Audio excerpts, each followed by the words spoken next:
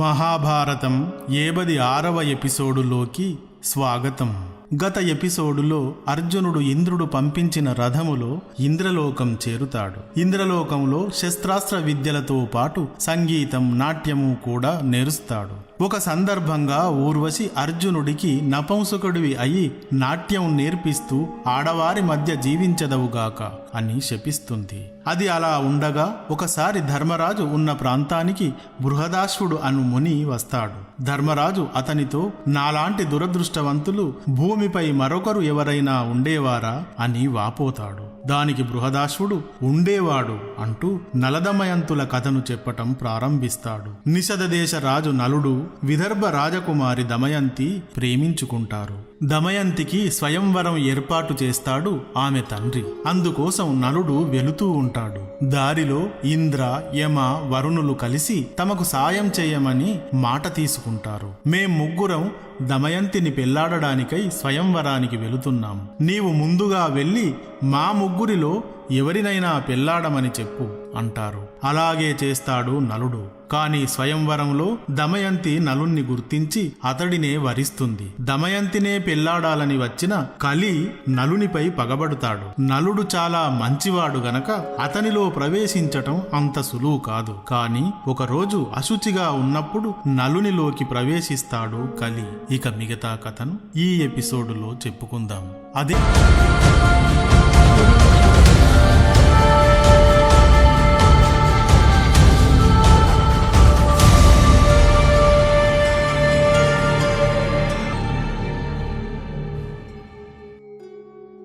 అదే సమయంలో నలునికి తమ్ముని వరుస అయిన పుష్కరుడు అనే రాజు వద్దకు మారువేషంతో వెళ్లి నలునితో పాచికలు ఆడమని ప్రేరేపించాడు కలి. పుష్కరుడు నలుని పాచికలాడుటకు రమ్మని పిలవటం మొదలుపెట్టాడు. కాని నలుడు మొదట అంగీకరించలేదు. కాని పుష్కరుడు కలి ప్రేరణతో మాటిమాటికి రెచ్చగొడుతూ పిలవసాగాడు. చివరికి నలుడు పాచికలాటకు అంగీకరించాడు. అతనిలో ఉన్న కలి ప్రభావంతో ఆట కొన్ని నెలలు సాగింది.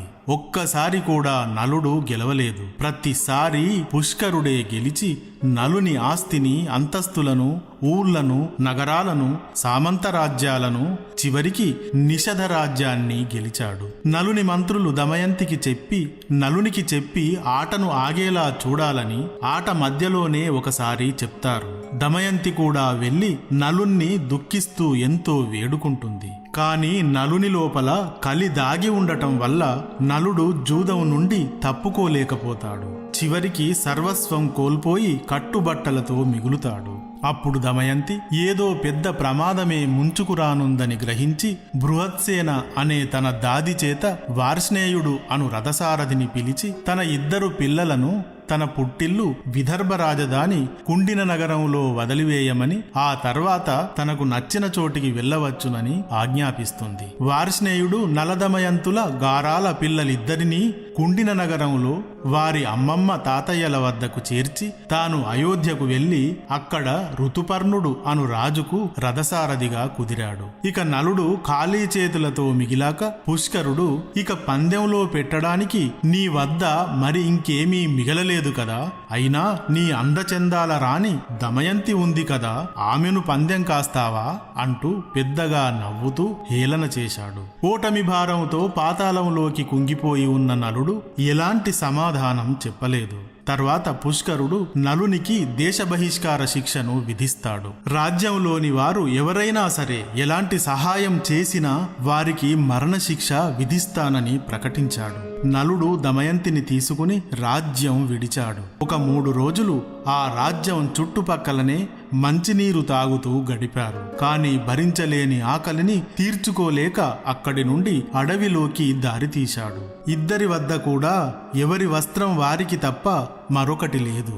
అడవిలో కందమూలాలు తింటూ గడుపుతుండగా ఒకరోజు బంగారు రెక్కలు గల పక్షులు కొన్ని నలునికి కనిపించాయి. వాటిని పట్టుకుని అమ్మితే ధనం సమకూరుతుందని ఆలోచించి వాటిని పట్టుకునేందుకు మరొక మార్గం లేక తన పైన ఉన్న ఒక్క పంచను విప్పి వాటిపై వలలా విసిరాడు.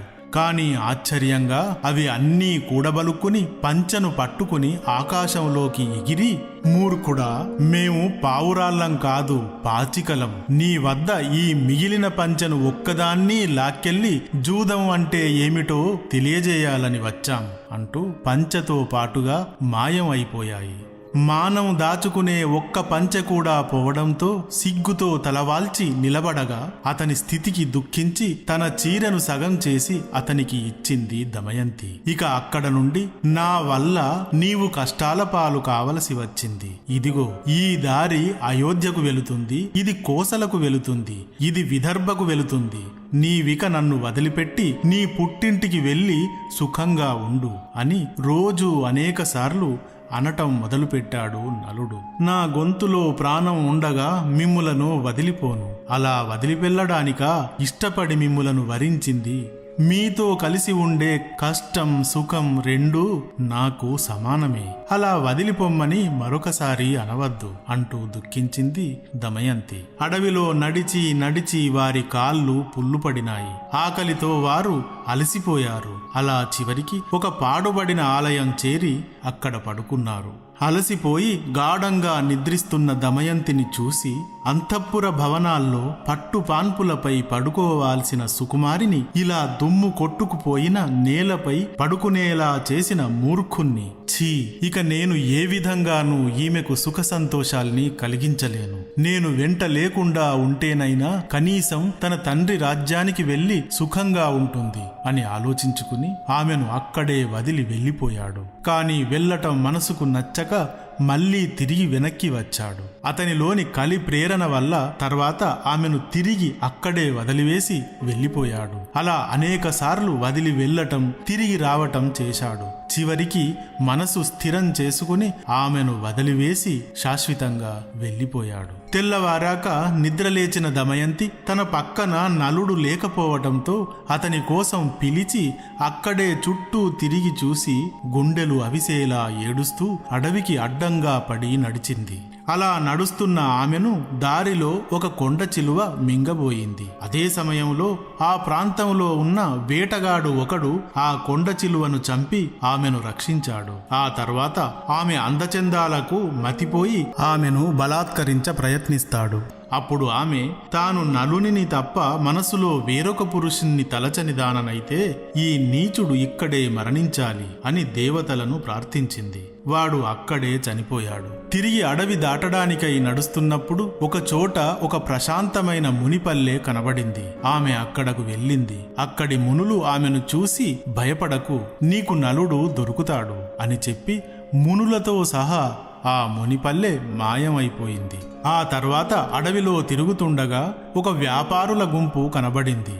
వారు అక్కడికి దగ్గరగా ఉన్న సుబాహుని ఛేదిరాజ్యం వెళుతున్నారు. దమయంతి వారితో చేరి నడవటం మొదలుపెట్టింది. అలా ఒకరోజు రాత్రి ఒక మైదాన ప్రాంతంలో వారంతా నిద్రించారు. అప్పుడు ఒక మదమెక్కిన ఏనుగుల గుంపు వచ్చి వారిని తొక్కివేసింది. చాలా మంది అక్కడికక్కడే మరణించారు. మిగిలిన వారు పారిపోయి పరుగెత్తారు. దమయంతి కూడా వారితో పాటుగా పరిగెత్తింది. అలా వారితో నడిచి ఛేదిరాజ్యం చేరింది. అక్కడి వీధుల్లో తిరుగుతుండగా ఆమె ఆకారాన్ని చూసి పిచ్చిది అని పిల్లలు గేలి చేస్తూ ఆమె వెంట పడ్డారు. ఈ దృశ్యం ఆ దేశపు మహారాణి తన భవనపు కిటికీలోంచి చూస్తే ముఖం గొప్ప తేజస్సుతో వెలుగుతోంది. మరుగున పడి ఉన్న అందం విరజిల్లుతోంది.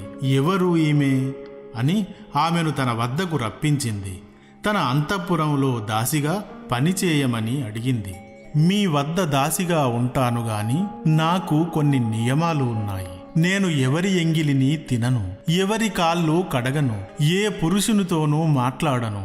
నా పట్ల ఎవరైనా చెడుగా ప్రవర్తిస్తే వారిని శిక్షించాలి. మీరు వీటికి అంగీకరిస్తేనే మీ వద్ద ఉంటాను అంది. రాణి అందుకు అంగీకరించి తన కూతురు సునందను పిలిచి, ఈమెను దాసిలా చూడకు, ఈమెను కూడా ఒక రాణిలా భావిస్తూ ఈమెతో కాలక్షేపం చేయి అని ఆజ్ఞాపించింది. ఇక దమయంతిని వదిలి అడవిలో తిరుగుతున్న నలునికి ఎదురుగా భీకరమైన దావానలం అడవిని కాల్చటం కనబడింది. ఆ మంటలలో నుండి రక్షించండి రక్షించండి అనే ఆర్తనాదం వినబడింది.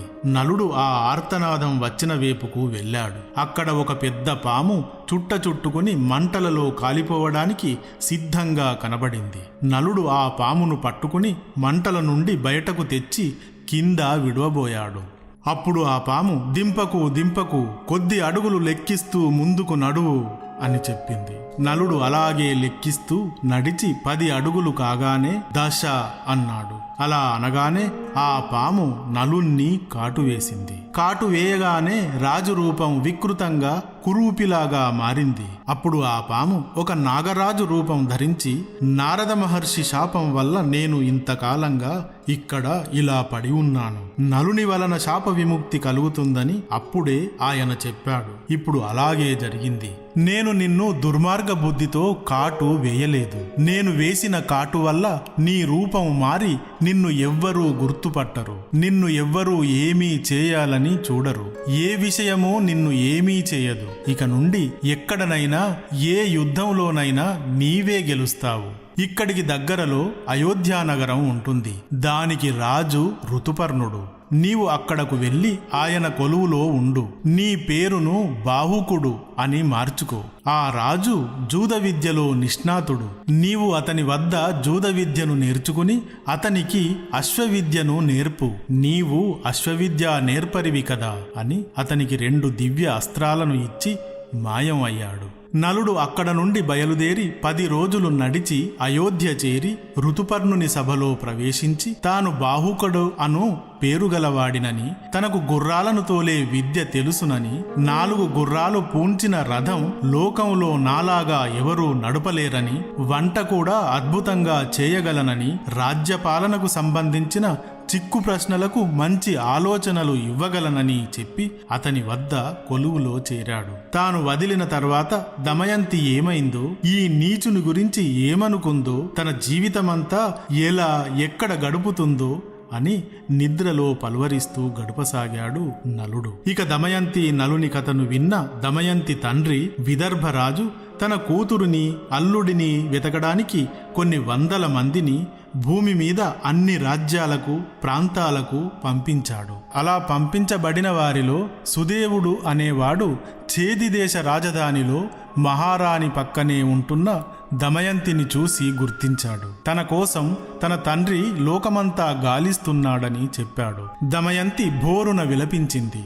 అది చూసి ఏమిటి అని ఆ రాజ్యపు మహారాణి అడిగింది. అప్పుడు సుదేవుడు నలదమయంతుల కథ అంతా చెప్పాడు. మరి ఈమెను నీవు ఎలా గుర్తించావు అని అడిగింది ఆ రాణి. మసిపట్టినంత మాత్రాన మాణిక్యాన్ని గుర్తించలేమా? ఆ తల్లి నుదురును చూసి గుర్తించాను అన్నాడు సుదేవుడు. నుదురు మురికిపట్టి ఉండటంతో ఆ మహారాణి స్వయంగా దమయంతి నుదురును రుద్ది చూసింది. అక్కడ చంద్రవంక లాంటి ఎర్రని గుర్తు కనబడింది. దానిని చూడగానే, అయ్యో, నీవు స్వయాన నా చెల్లెలి కూతురువు. ఇంతకాలం నిన్ను గుర్తుపట్టలేకపోయాను. నీ తల్లి నిన్ను మా పుట్టింటిలోనే కన్నది. అప్పుడు చూశాను నీ నుదుటిపై గుర్తును అని ముందుగా గుర్తించనందుకు చాలా విచారించింది ఆ రాణి. గుర్తించకున్నా సొంత కూతురులాగే ఇంతకాలం మీరు నన్ను చూసుకున్నారు అని తనని పుట్టింటికి చేర్చమని ప్రాధేయపడింది దమయంతి. ఆ రాణి అలాగే దమయంతిని విదర్భ రాజ్యానికి ఆమె తండ్రి భీమకుని వద్దకు పంపించింది. దమయంతి పుట్టిల్లు చేరి ఒక్కరోజు మాత్రమే ప్రశాంతంగా గడిపి 2వ రోజు తన తల్లితో, నలుడు లేకుండా నేను జీవించలేను. నేను జీవించాలంటే నలుణ్ణి వెతికి తీసుకురండి అని విపరీతంగా దుఃఖిస్తూ వేడుకుంది. నలుణ్ణి వెతకడానికై వేలాది మంది భూమికి నలువేపులా పంపించబడినారు. అలా వెళ్లిన వారిలో పర్ణాదుడు అనే అతడు అయోధ్యలో ఋతుపర్ణుని వద్ద నలుణ్ణి కనిపెట్టి వెళ్లి దమయంతికి తెలియజేశాడు. అప్పుడు నలుణ్ణి రప్పించడానికి వికృత రూపంలో ఉన్నవాడు నలుడో కాదో తేల్చుకోవడానికి ఉపాయం ఆలోచించి దమయంతి 2వ పెళ్లి కోసం స్వయంవరం ఏర్పాటు చేయబడిందని వెళ్లి అయోధ్య రాజు ఋతుపర్ణునికి నలునికి తెలియజేయమని పర్ణాదుడిని తిరిగి పంపించింది. పర్ణాదుడు వెళ్లి ఋతుపర్ణుడికి నలునికి తెలియజేశాడు. స్వయంవరానికి ఒక్కటే రోజు గడువు ఉందని చెప్పటంతో రథాన్ని అతి వేగంగా నడపగలవాడు అశ్వహృదయం అను విద్య వచ్చు అని చెప్పిన నలుణ్ణి రథం నడపమంటాడు. నలుడు ఇంద్రుని పుష్పక విమానాన్ని మించిన వేగంగా నడపసాగాడు. ఆ వేగానికి మధ్యలో ఋతుపర్ణ మహారాజు వస్త్రం నేలపై పడిపోయింది. అప్పుడు ఆ రాజు ఒకసారి రథం ఆపితే వార్ష్ణేయుడు వెళ్లి ఆ వస్త్రం తెస్తాడని చెప్తాడు. అప్పుడు నలుడు, రాజా, నీ వస్త్రం జారి నేలను తాకేలోగానే మనం 1 యోజనం దూరం దాటి వచ్చాం. ఇక ఆ వస్త్రంను మరిచిపోండి అన్నాడు.